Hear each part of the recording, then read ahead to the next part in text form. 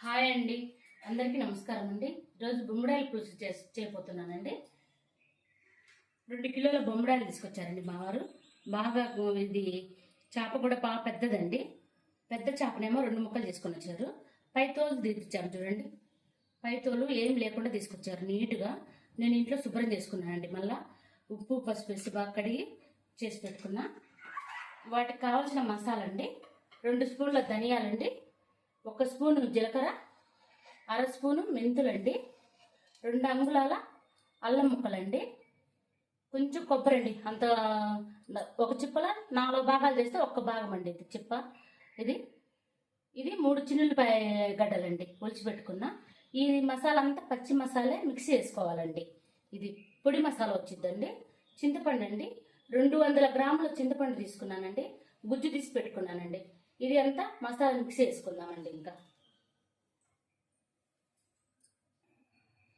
ఇదిగోండి మసాలా వేసుకొని వచ్చాను. అంత పచ్చి మసాలానండి. ఇది నూనెలో వేగుతుంది. ఒక్కో చేపకు ఒక్కోలాగా చేయాలండి. ఇది బొమ్మడాయిలకి ఇలాగే చేస్తే రుచి అండి బాగా. నేనేమి వేయట్లేదు చూడండి. ఆయిల్ కాగింది. జీలకర్ర వేస్తున్నానండి కొంచెము. నేను 3 ఉల్లిపాయ ముక్కలు తరిగి పెట్టుకున్నాను అండి. 3 గడ్డలు ఉల్లిపాయలు తరిగి పెట్టుకున్నాను సన్నగా.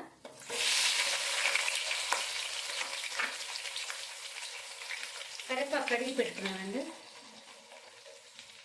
ఇది ఎర్రగా వేగనిద్దామండి. ఇంకా ఉల్లిపాయ ఇదిగోండి ఎర్రగా వేగింది. ఈ పొడి మసాలా వేస్తున్నానండి. అన్నీ పచ్చివేనండి, ఏమి వేపలేదు. ఒక్కో చేపకు ఒక్కోలాగా చేసుకోవాలండి. ఈ బొమ్మడాయిల పులుసుకి ఇలాగే చేయాలి.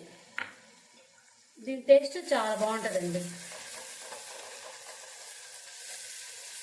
ఇది ఎర్రగా వేగనిద్దామండి మసాలా.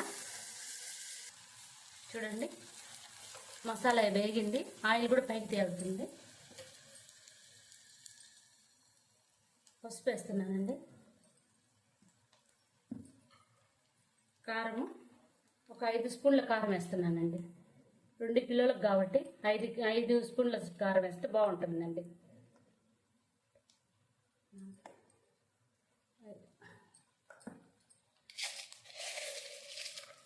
ఉప్పు రుచికి తగ్గట్టు ఉప్పు అండి. కొంచెం పులుపు పట్టిద్ది కాబట్టి అండి ఉప్పు కారాలు కొంచెం బాగానే పడతాయి. ఎవరు తినేదాన్ని బట్టి వాళ్ళు చూసుకోవడం అండి. ఇప్పుడు చింతపండు పులుసు పోస్తున్నానండి. సరిపోతుంది.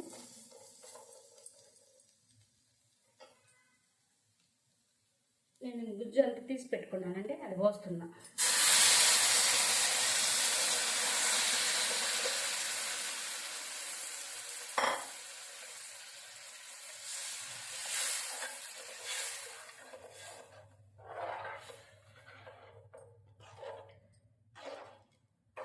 ఈ బొమ్మడాయిలకి కొంచెం చిక్కగా ఉండాలండి పులుసు. మరి పలసగా ఉంటే బాగోదు.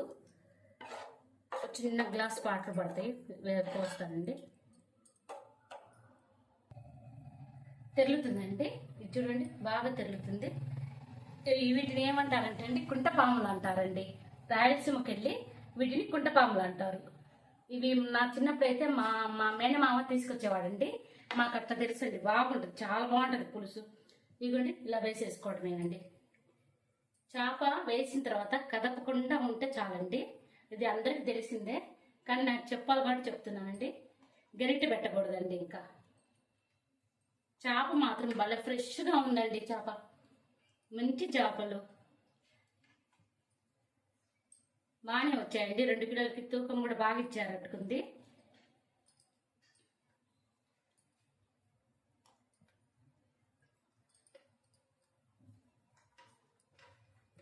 అన్నీ ఇలా సర్దుకోవడమేనండి. దీంట్లో ఒక్కసారి గరిటతో ఒక్కసారి తిప్పామంటే ఇంకా అస్సలు దాంట్లో తిప్పకుండా చూసుకోవాలండి. చూడండి చిక్కటి గ్రేవీ చూస్తే ఎంత బాగుందో. ఒక్కసారి ఇంకా తిప్పనక్కర్లేదండి. బాగా ఒక 20 నిమిషాలు స్టవ్ మీద చిన్న మంట మీద, మరి పెద్ద మంట కదండి, మరి చిన్న మంట కాదు, చిన్న మంట మీద ఉడికితే ఇరిగిపోకుండా ముక్కకి బాగా పులుసు పట్టుకుంటుందండి. కొంచెం మంట తగ్గిస్తున్నాను. సరిపోయిందండి. మూత పెడుతున్నా.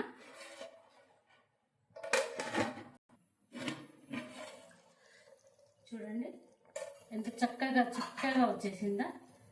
గ్రేవీ కూడా ఉడికిపోయిందండి. బాగా చిన్న మంట మీద ఉడకనిచ్చానండి. మనకేంటంటే ఈ చేప చెదరకుండా ఉండడానికండి, పులుసులో చేప చెదరకుండా ఉండేదానికి. చూడండి ఎంత చక్కగా వచ్చేసిందో. పులుసు కూడా పట్టేసుకొని నీళ్ళుకుపోయిందండి చేప బాగా. నేను దీంట్లో అండి ఆవకాయ నూనె వేస్తున్నానండి, 2 స్పూన్లు అండి. చాలా టేస్టీగా ఉంటుందండి. ఆవకాయ నూనె వేస్తున్నా. ఆయిల్ కూడా తక్కువే వేసుకున్నానండి, నేనే ఎక్కువ వేయను, కరెక్ట్ సరిపడా వేసానండి. 2 స్పూన్లు ఆవకాయ నూనె వేసానండి. ఈ బొమ్మిడాయి పులుసుకి ఆవకాయ నూనె చాలా టేస్ట్ ఉంటుందండి. ఇదిగోండి మొత్తం అయిపోయింది. స్టవ్ ఆఫ్ చేస్తున్నానండి. చిక్కగా వచ్చింది పులుసు కూడా. ఇంకా మనకు కాస్త ఆరేసరికల్లా ఇంకా కాస్త చిక్కగా వచ్చిందండి.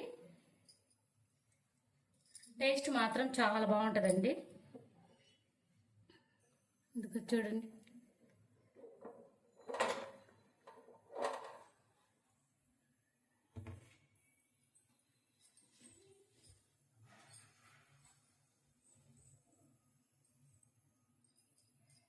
చూడండి చక్కగా నీట్గా వచ్చేసింది. స్మెల్ మాత్రం చాలా బాగుందండి.